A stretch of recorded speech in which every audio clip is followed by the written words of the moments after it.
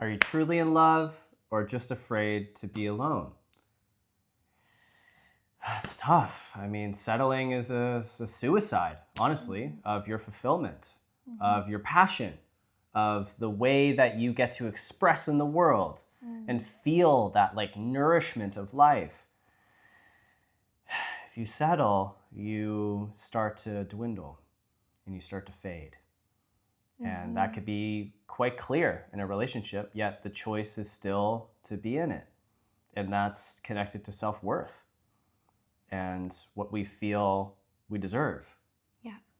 And I personally feel that life is too passionate and too amazing and too mysterious and magical to just succumb to the comfort of another person just because they happen to be there. Yeah. And you feel that you don't deserve more and that that person doesn't deserve more. Yeah. What a shame, you know? But we all go through our like worthiness aspects. All of us do. No one is exempt on that one.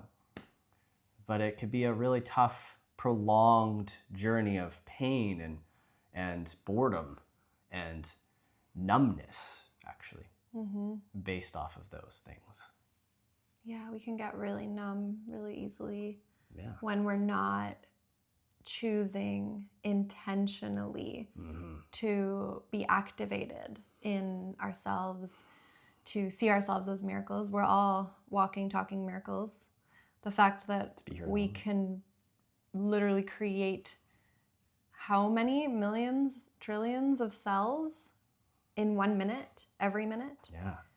And we're doing that on autopilot. Yeah. And our bodies are constantly healing and recreating ourselves. And yeah, we are literally these miraculous beings. It's really trippy when you think about actually all the things that are happening to make us be able to breathe even. True. And we forget that when we go through the mundane day-to-day tasks and the routines and the habits of life. Yeah. And that goes for our relationships when we stop seeing our partners as living, breathing miracles. Yep. It's really easy to get comfortable in the expectations of how the relationship is and how you're choosing to be, and not actually activating yourself and being that activation for your partner, to constantly remind yourself and your partner who you are and how powerful you are and how capable you are of changing your mind. Yeah, and that's powerful. We're beings of choice. Yeah. And you know, there's so many choices of comfort in our Western world to just like distance ourselves from our bodies and just like into all these different things that take us outside of ourselves and nullify us and numb us and take us outside of the present moment. Yeah. And when we're constantly not here appreciating the miracle of this life, it's so easy to practically break our neck looking backwards at the past, at all the fear, all the false evidence appearing real. This fear-based mindset is just constantly on overdrive, and it can cause a lot of burnout. And I'm not exempt, you're not exempt. It happens because we're just like inundated.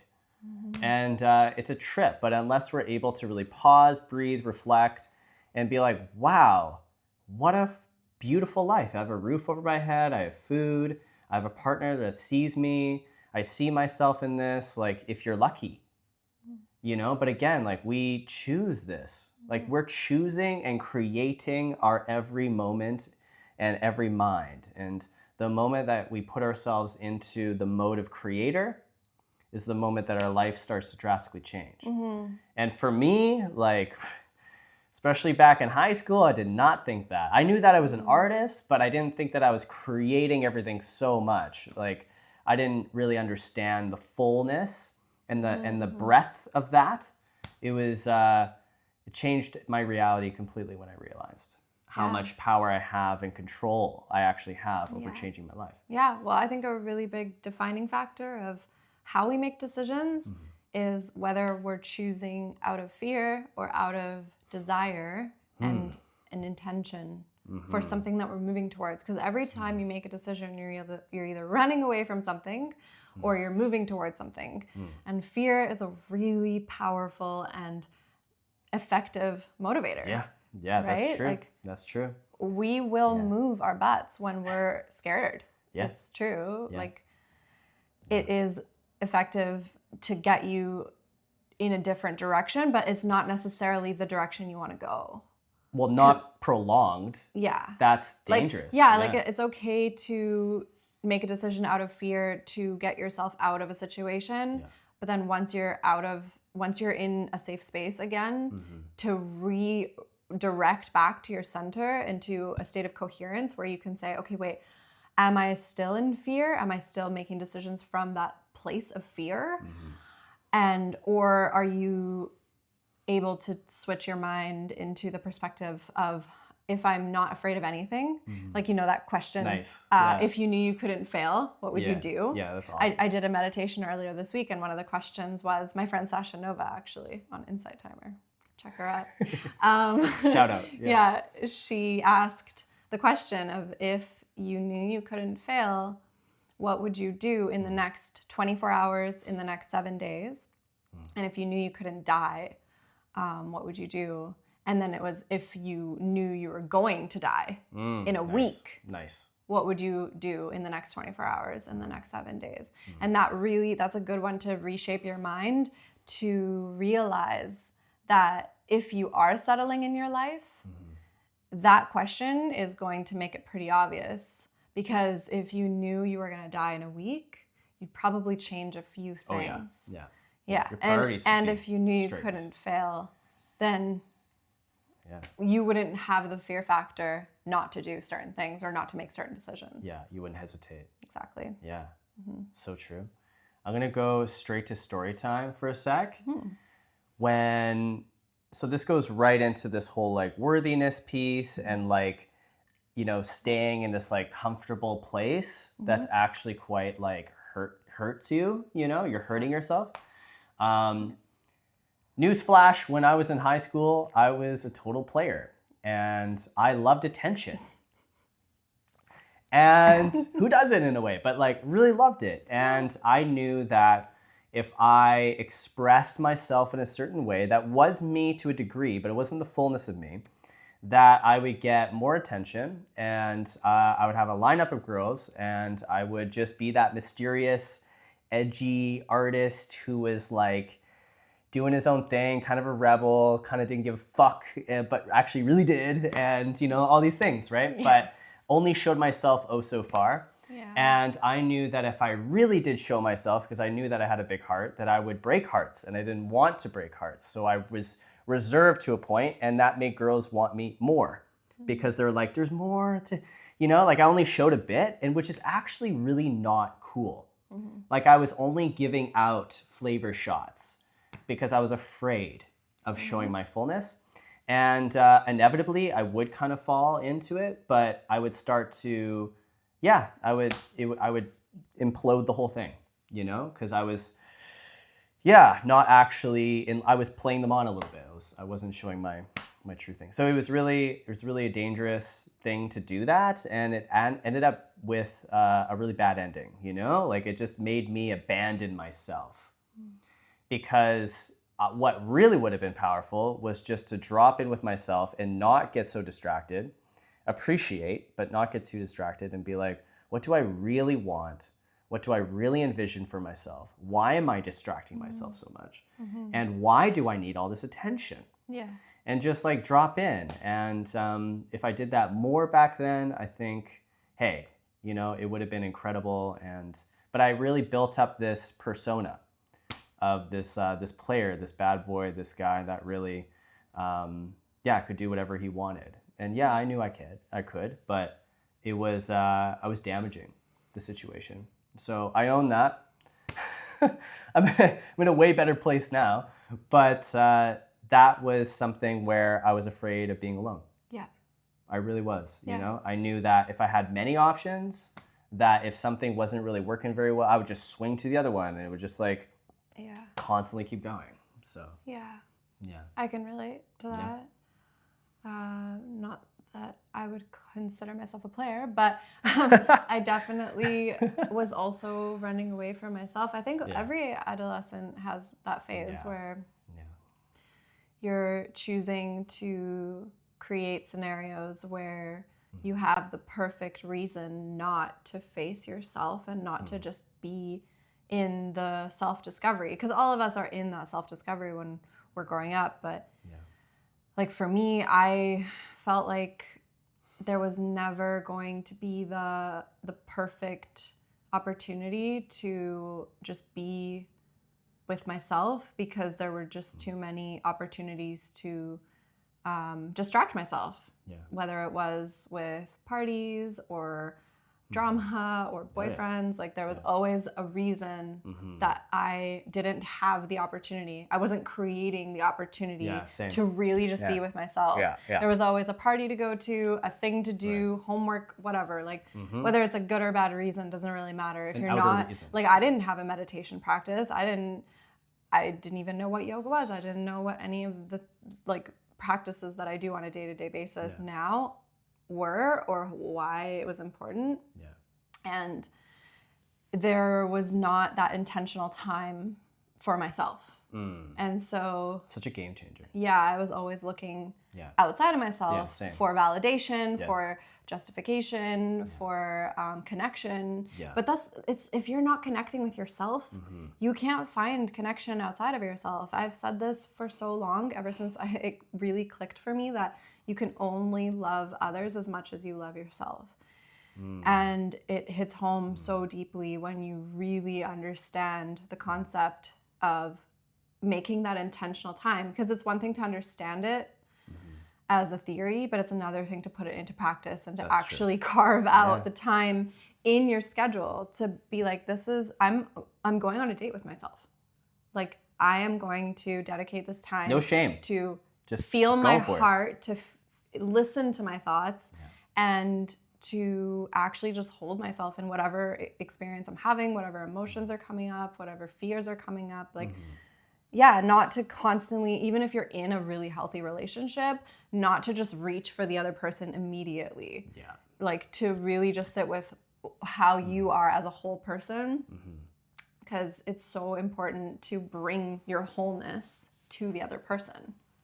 It's not about filling a void. It's about sharing your fullness. Exactly. With each other. And whenever people say in relationships, oh, this other person completes me, it's cute, but it's so damaging for the psyche, because the psyche believes that you're not whole without the other person. You're programming yourself to actually believe that. It's actually a program to believe that you are not complete unless you're in a healthy partnership.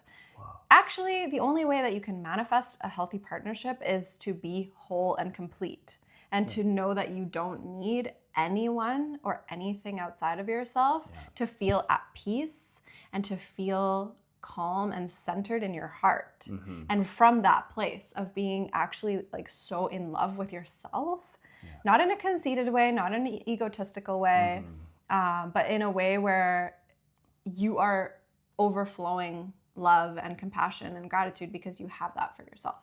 So when then you do bring that to the relationship, then you have two overflowing cups, and then this actually then becomes something where there's reciprocity, and that's feels really, really good. That's such a good point. And when I think of back to when we were little kids, when we were just playing, like building forts and just like doing stuff like that, we were so good with ourselves. We're just like, sweet. Do you want it? You, random person, you want to just play and have fun? And you weren't attached to the hip with that person that you just met.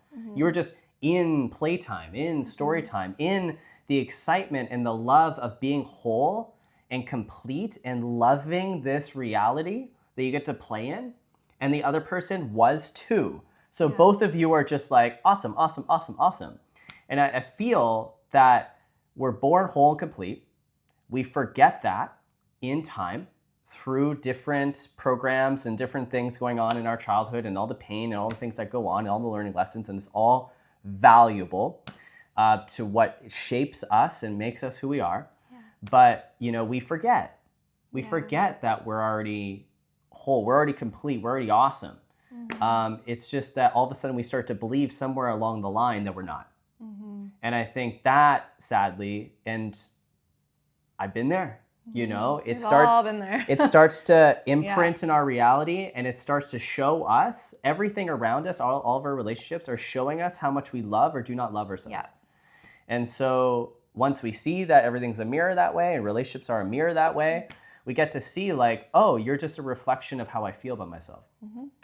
Thankfully, we have done a lot of inner work to be able to get to where we are, where we're so good with each other and ourselves. Yeah. But it's a day-by-day process. Like, we're all not perfect. We have moments when like I feel a little bit like, ooh, about myself, about life or whatever, about the journey.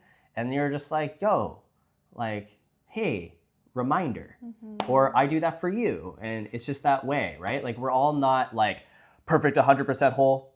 Like, we're just like, we're going through worthiness complexes and things like that all the time, because there's so much advertisement and programming around us that is trying to remind us, even though it's not truth, that you need this, you need that to be complete and whole. That's a game. That's why the consumerism culture is so brainwashed into believing that we need so many products. Such a moneymaker. Yeah. I know exactly. Especially with love, right? Like, it's like, oh, you need to like buy this for her in order for her to love you, or like you need to make sure you wear this for him to like you, or like, you know, it's a game. And like, there's ways to play in that, I feel, that's super cool and like sexy and awesome.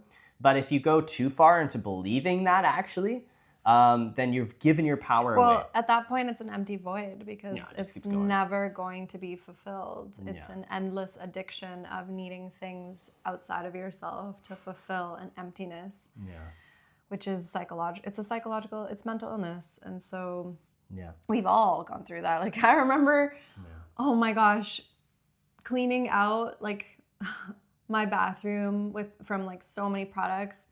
I remember I used to listen to the Kid Carson show. Oh, yeah. Oh my gosh, like every morning before school at like 6 a.m. was the Kid Carson show. 94.5. Like, it was actually like some parts of Classic. it were great. Yeah. But I remember this one segment they had where they were asking people to like come on the air and mention like how many products they used in the morning, like before going to work, before going to school.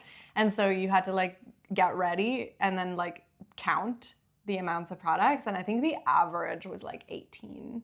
Whoa. And I remember mine was like more than 18, between like skincare, hair care, makeup.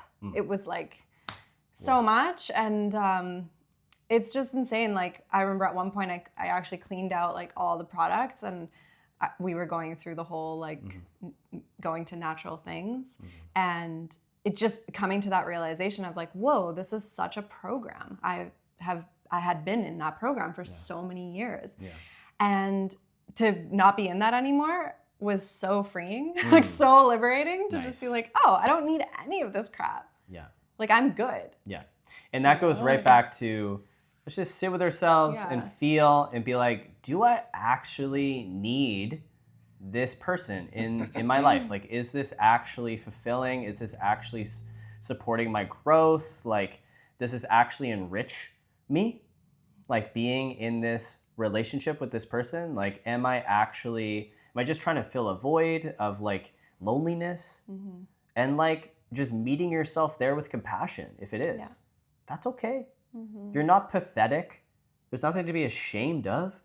Like, you're just where you're at. And I think it's like, meet yourself where you're at the most you can whenever possible. Yeah. And if you're like there and it's feeling really uncomfortable and you have a few solid friends, which if you are, you're rich, man. Like, if you actually have a few solid homies that are like right there for you, like, whoa, then really like lean into that, gain some support. Don't do it alone if you don't need to. Find a community with that. Go do really cool things that really fulfill you and make you excited. Find your tribe.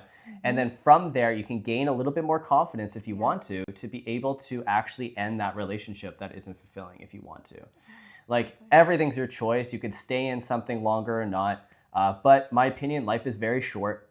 And if you have the knowledge and the awareness of something that's not going to suit you in the long run, I have full mad respect to those who are like, hey, and sit somebody down and be really real with them and be like, for the benefit of both of us, for our striving for our highest evolution, this is my feelings, this is what's up, and actually sticking to that. Because a lot of people round back to what feels comfortable.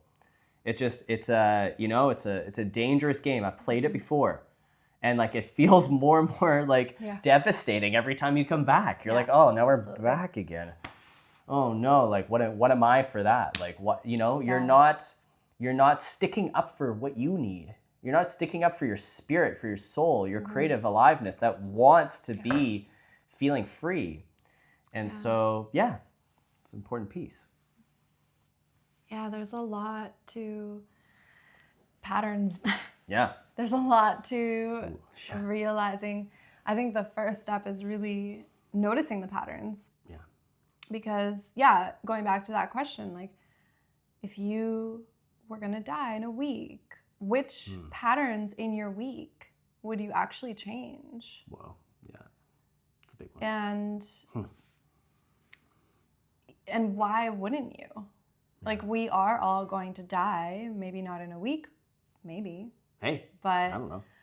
But even if, like... We'll see you next week, hopefully. Maybe not, but hopefully. Even if it's like you found out that you only had 10 years left. Yeah, like, there's still a lot of things that can happen that you would do differently. And so that's true. Getting clear with yourself on those patterns and actually implementing the changes in your schedule.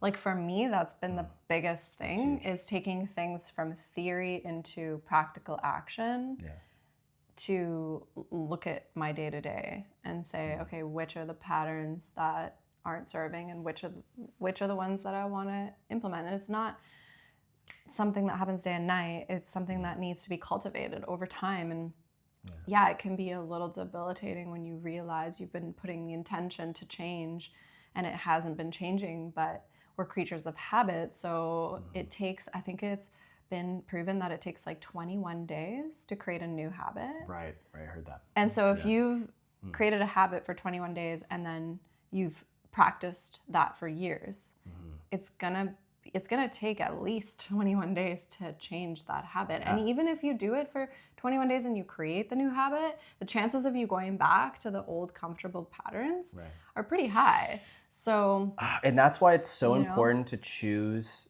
hopefully the right, whatever that means, but partner. The aligned, I would say. Yeah, the aligned partner is ideal, because when you're not with that, trying to do a 21-day habit becomes so much harder, because you're wrapped in, I would say, like a vortex of the other person's unhealthy habits that keep swinging you in. Like, hey babe, like, like junk food and Netflix, come on, and you're like, oh, like it's right there. And like all of a sudden, guilty. And that's okay sometimes, hey, like no judgment, but we all like want to enjoy that. But is it a healthy habit that you really want to keep going all the time on, like all the time? Or do you want to like replace even like 50% of that time doing that, or like all of it if you really want to, with something a little bit more progressive or something more empowering for you and that person? I think it's more of a question of how much are you actually enjoying it? Because it's not to say that junk food and Netflix is bad, or that anything you deem to be negative is not enjoyable. Like, it is enjoyable. So I think the question is it medicine for the moment, or is it actually hurting you? Because if you're enjoying it, then it is medicine for the moment. Like, I don't think it's bad to enjoy, like, we're meant to be in these physical bodies. We're meant to be on this planet. We're meant to like be with our sensations and actually like enjoy the experience of whatever it is that is our guilty pleasure. But I think that the question is, how much are you enjoying it long term? Because if you're doing something that is leading to your suffering, then it's not actually helping you. But if you're able to control and moderate your so-called guilty pleasures, then everything is about balance, and everything is medicine until it's abused.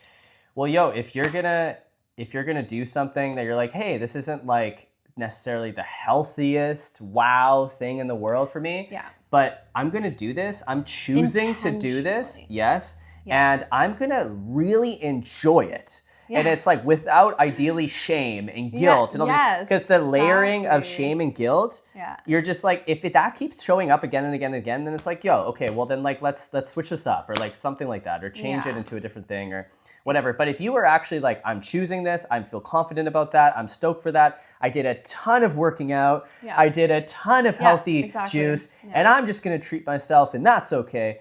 And that is okay for you. That is. Because you're like, yo, I'm owning that experience. Yeah, you've earned it. That's cool. You created the opportunity Yeah. to enjoy something Awesome. because you've balanced it out Yeah. with other things that you also enjoy, but that are contributing to your health or to, you know, your mindset or whatever that is for you. It's really not about what you're doing. It's about how you feel about what you're doing and about the intention behind it. That was one of the biggest things that changed my personal eating habits, was realizing that it's not about, like, yes, it matters the actual food that you're eating, but what matters more is about how you feel when you're eating it. Yes. And why you're eating it, how grateful you are for it, in not feeling guilty or shame. Like, what you said, it's like, it's so important because you can choose anything. We're beings of choice. We have the ability to create any experience that we want to have. And you see people who seem to have it all. They have, you know, the ability to create their lives with every resource in the world, and they're still not happy. Why is that? See, this is interesting. So this is what I'll end on, and this is a really good point, is that even going back to that player aspect when I was in high school, all these young guys, I can tell, were like, oh my God, he has it all. He has a lineup of girls who are stoked for him, that are right there. And it looked like I had all the friends, I had all the girls. It was like that, like, wow, popular guy thing. But deep down inside, I wasn't happy. Exactly. And I was hurting, and I had choice paralysis, and everybody was gripping at my attention, and I didn't put my foot down, and I just gave myself away.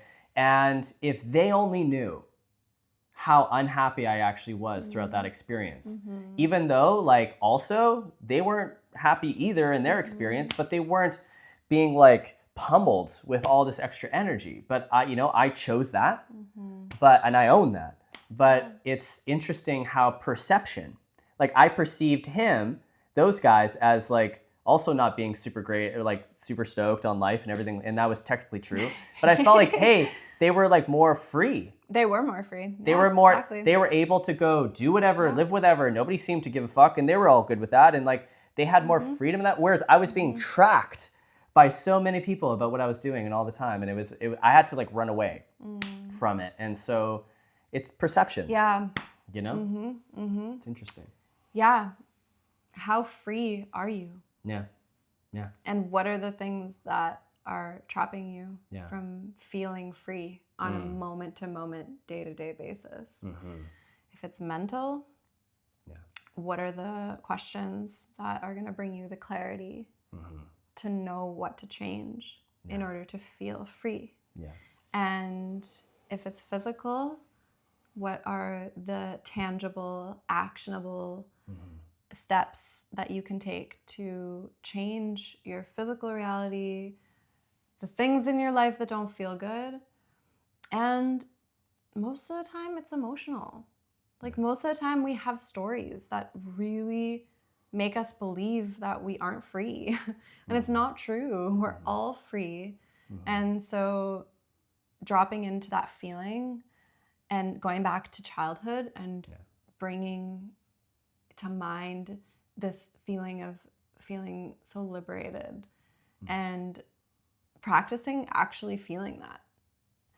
I love to feel that when I'm driving, when I'm running, when I'm sitting on a beach. Like, there's so many day-to-day things that we can do. Just being in nature is like just the feeling of spacious freedom. Just that alone, just even for a few minutes to experience that in your body, changes your biochemistry. It changes the chemicals in your brain and the feelings and the hormones that you experience, it's so powerful. And if you just can feel free, you're going to make choices from a place of knowing that you are a free agent and you can change anything. So in your life. that's connected to being a creator of your own reality and, you know, being able to make choices that feel either more freeing or not freeing. And who are the people that make me feel more free to be myself, or who are people that, you know, condemn me for speaking up and being yourself, and getting really real with ourselves about that. That's a daily check-in for all of us, I feel. It's been a huge benefit for both of us. Yeah. So if you resonated with this, if you loved it, please like it, share it, subscribe. We're really building our audience here with you guys, and we're feeling you, like watching, appreciating the Relationship Hotline comedy to just deep dive, authentic truth, you know, really living from that place of authenticity and honesty, and meeting ourselves there with as much compassion and grace as we possibly can is a real trip and a half to be here. But you know, it's a beautiful miracle every day. And so I wish you all the best, doing our best to not just fill voids in ourselves and actually meet ourselves there with that grace and compassion. And you know, you deserve to be in a relationship that feels not only fulfilling, but activating and super like, oh, I'm so like enriched. And that comes from our relationship with ourselves and where we meet ourselves and with what we deserve. And if you feel like somewhere in there, you deserve a really fulfilling relationship, then it's true. And so do things that make you feel that more. And keep compounding that, because you deserve that. Yeah. And we meet you there, okay? So can't wait for next week. Thank you so much for following and watching our journey. We're gonna be sharing more videos of just our life and you know, some cool things that we've done in the past, and just feel us as a couple more. And we'll see you there. Okay, lots of love, everybody.